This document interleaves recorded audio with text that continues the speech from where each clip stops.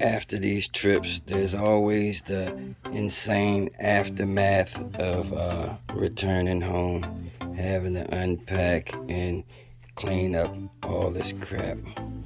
But anyway, good morning time, good afternoon time, good evening time, get back.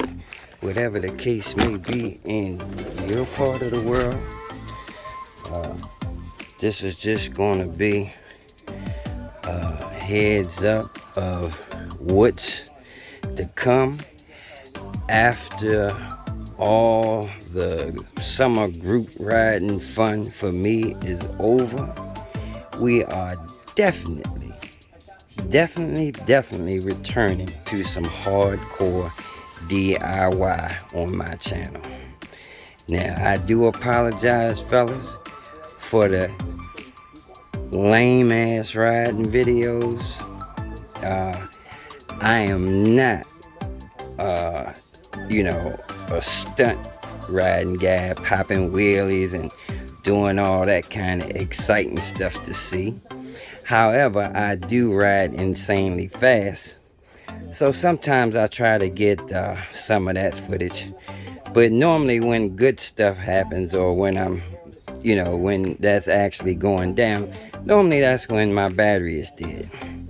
But anyway, back to the future of crisscrossing wires.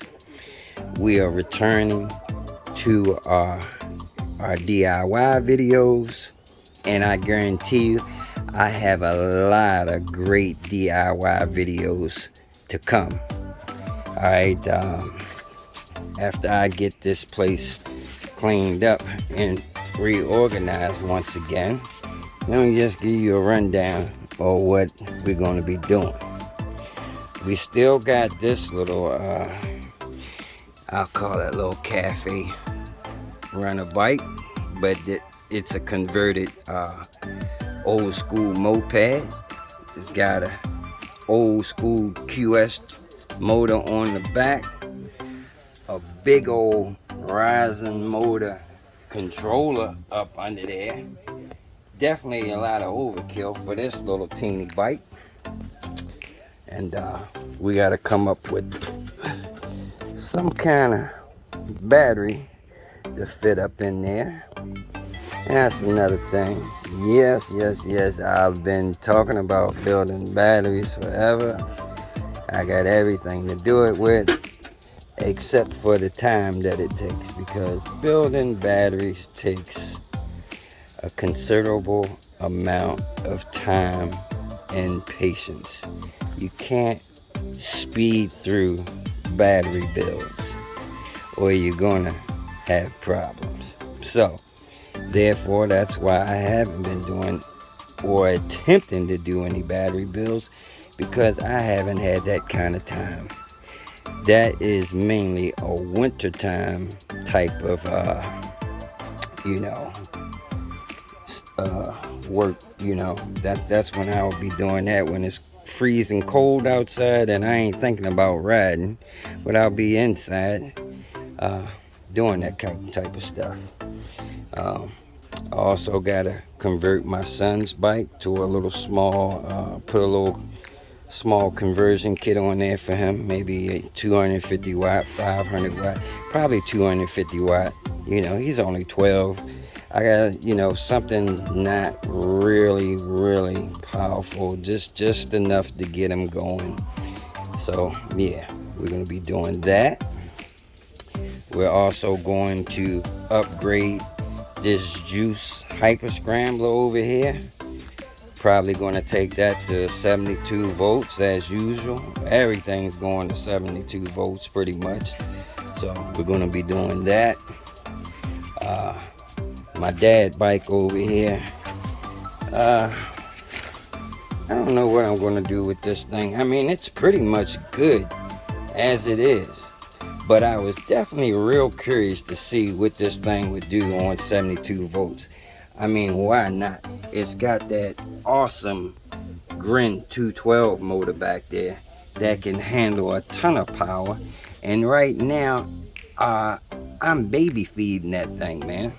It's on 52 volts right now with a 17 amp controller. You heard me, a 17 amp scooter controller at that. Originally it had one of those Grin Technologies, I forgot the name of that controller, but it's the smallest one. It's the little teeny flat one that is normally designed to go into a battery pack. That's how small that controller is. And we had, well, the guy had nothing but problems with that thing. And I feel like for the most part it's due to that controller being so small. It can dissipate the heat. And I'm pretty sure the MOSFETs in it are itsy bitty, itsy bitsy teeny weeny. So yeah, that controller just wasn't worth a damn. But anyway, I love this bike, man. This is my, basically what I call my homemade Ciron, because this thing is super lightweight. It's a really nice bike. It's a nice bike in analog version. What the hell is this thing called again? Shit. Menlo or something. Some kind of company that's from California. But it's a really good frame, chrome moly frame. This thing has got some rock shocks on it. I mean, this thing is a beast. But yeah, thinking about 72 volt in that thing. Boy, what a hot ride that's going to be with 72 volts and about a 40 amp controller. I can't even imagine. This thing does like average e-bike speed right now with no problem with that little teeny controller, like 31, 32 miles per hour. So I figure on 72 volts with about 40 amps, yeah, it's probably will be exceeding its safety limit. And of course we still got Frank over here.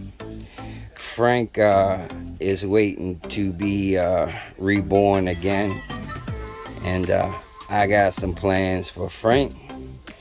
Frank's got a nice QS motor, QS205 on the rear now. We actually were able to upgrade those dropouts so they can handle the torque now. Those dropouts on this Zugo were aluminum, and even with the lower aftermarket torque arms, we were spinning that dropout out. So came up with a fix for that. Some steel plates that a buddy of mine made for me. So Frank will be reborn, badass as he always was. That's my first bike. I got much love for Frank, and of course the guys over at AMG helped me out on that one. And yeah, first things first, we got to finish this bomber build we were working on. I got me a kit so I can you know, make some quick release connectors, and talk to the owner. He doesn't even want, you know, the same, doesn't have to be the same type of connectors that's on this Kelly controller like this. He just wants to be able to unplug it and plug it. So yeah, with these we can take care of that for him, nice and professional like. So yep, we'll be finishing up this super lightweight bomber build this weekend for show. Also, we going 52 volt or 36 volt skateboard and see what that does.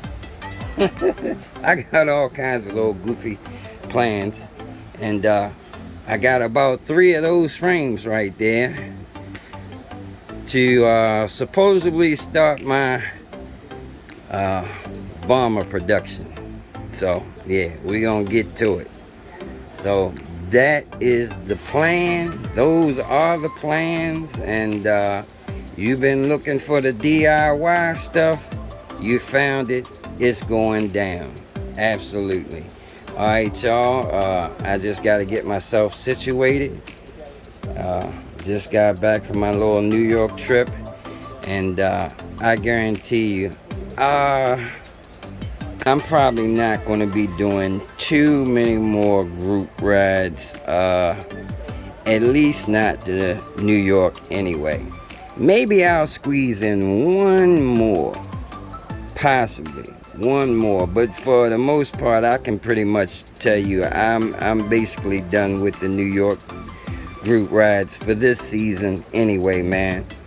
It's hella expensive to go up there just for a group ride, man. I spent almost, but just put it like this, man. I could have bought a couple e-bikes. I could have bought an e-bike every time I take that trip to New York, man.